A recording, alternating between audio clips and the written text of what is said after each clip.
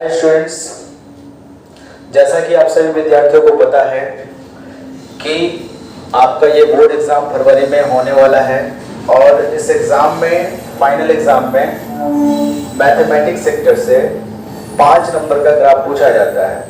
और हम जैसा कि जानते हैं कि बच्चों को इस सेक्शन में बहुत ज़्यादा प्रॉब्लम क्रिएट करना पड़ता है। सो आज मैं आप लोगों को ग्राफ बनाना सिखाएंगे। सो आप लोग रेडी हो जाएं ग्राफ सीखने के लिए और आप अच्छे से सीखिए। ये बोर्ड एग्जाम में 5 अंक का सवाल पूछा जाता है। 5 अंक स्तरीय एक क्वेश्चन निश्चित रूप से बोर्ड एग्जाम के लिए आता है। तो आप सभी ध्यान लगा के बातों को समझिए। सबसे पहला काम हम करते क्या है, सबसे पहले हम नोट 1 आलेख बनाते समय सबसे पहले दिए गए समीकरण का नामकरण कर लेते हैं। नामकरण करने का क्या मतलब है? नामकरण करने का यह मतलब है कि इक्वेशन को सजा लेते हैं, समीकरण 1 और समीकरण 2।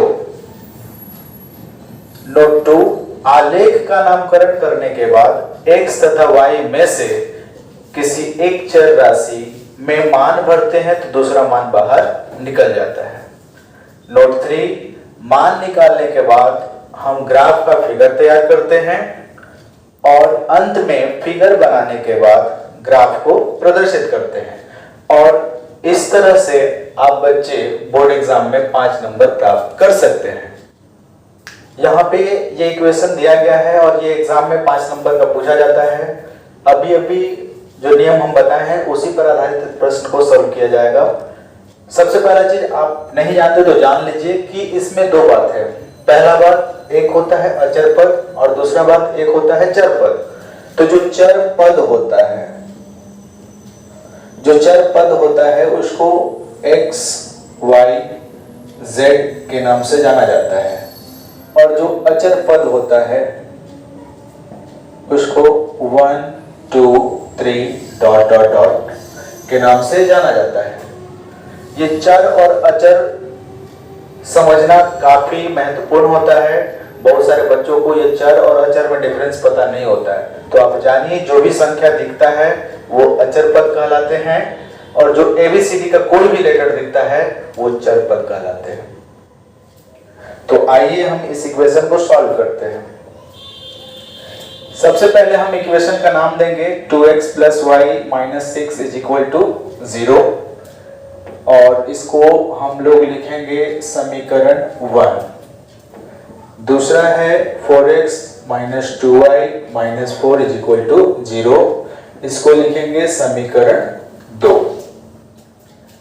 समीकरण 1 और समीकरण 2 दोनों को सॉल्व करेंगे बारी बारी से। चलते हैं समीकरण 1 से। समीकरण 1 में हमारा दिया गया है 2x + y - 6 = 0। तो 2x + y बराबर हो जाएगा 6। इधर माइनस में है उधर जाएगा प्लस में। 2x = 6 - y तो x = 6 - y/2। यहां तक लाने के बाद विद्यार्थी करना क्या है, यहां पे आप अपने मन से y का मान पुट करेंगे और x का मान प्राप्त करेंगे। y का मान अपने मन से कोई भी प्राकृतिक संख्या डाल सकते हैं। जैसे मान लीजिए हम 2 डालते हैं, 2 डालेंगे तो 6 में से 2 जाएगा 4 और 4 में 2 से भाग लगाएंगे तो 2 बार में ये कट जाएगा। अगर हम यहाँ पे 4 डालेंगे, y का मान 4 डालेंगे तो 6 में से 4 घटेगा तो 2, 2 से 2 कट जाएगा एक बार में। अगर हम यहाँ पे 6 डालते हैं तो 6 डालेंगे तो 6 में से 6 गया 0, 2 में 0 का भाग लगाएंगे आ जाएगा 0। ये हमारा पहला ग्राफ तैयार है। सेकंड समीकरण लिखना होगा 2 से। समीकरण 2 से 4x - 2y = 4। जैसे इसमें बराबर भी इस तरफ माइनस में था, उधर ले गए थे संख्या को प्लस में, उसी तरह से यहाँ माइनस में है उधर ले जाएंगे प्लस में। 4x = 4 + 2y। तो x बराबर 4 प्लस 2y बटा में 4। अब यहां से बॉक्स मिलेगा, इसको भरना है। यदि हम x का मान 0 लेते हैं तो 2 0 0, y का मान 0 लेते हैं तो ये हो जाएगा 1। अगर हम 2 लेते हैं तो 2 दूनी के 4, 2 दूनी के 4 4 8, 2 लेते हैं तो ये 2 बार में कट जाएगा। 3 लेते हैं, 4 लेते हैं, 4 दूनी 8, 4 लेते हैं, 4 दूनी 8, 4 12, 12 को 4 से भाग लगाएंगे, 3 बार में कट जाएगा।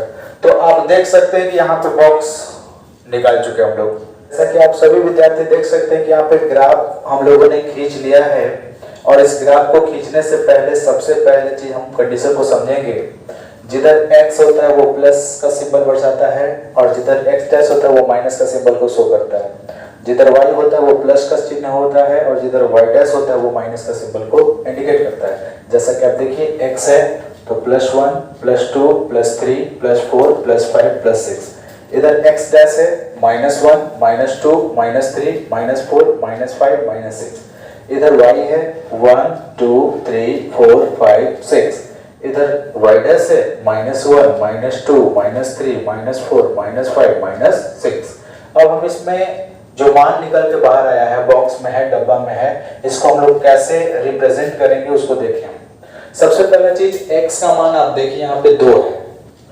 x का मान 2 है तो साइन प्लस का है तो प्लस की तरफ देखेंगे।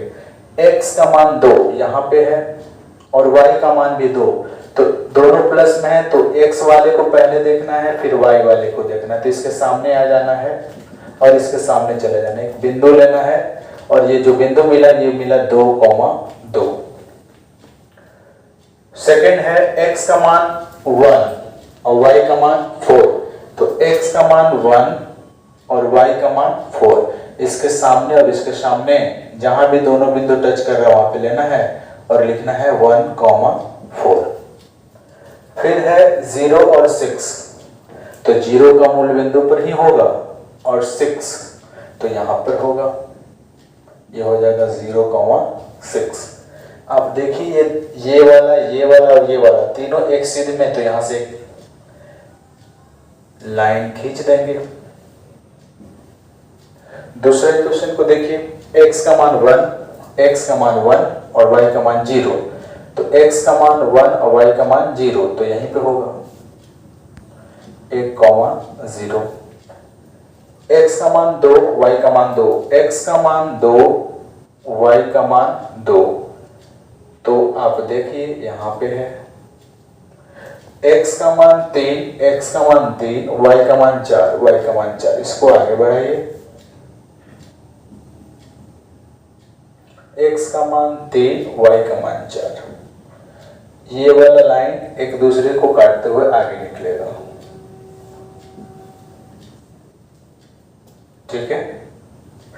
तो जो पहला वाला लाइन खींचे हम लोग, ये पहले वाले इक्वेशन से है, और जो दूसरा वाला लाइन खींचे हम लोग वो दूसरे वाले इक्वेशन से है, और ये आपका ग्राफ बनकर रेडी हो चुका है दोस्तों। Thanks for watching this video. Thank you.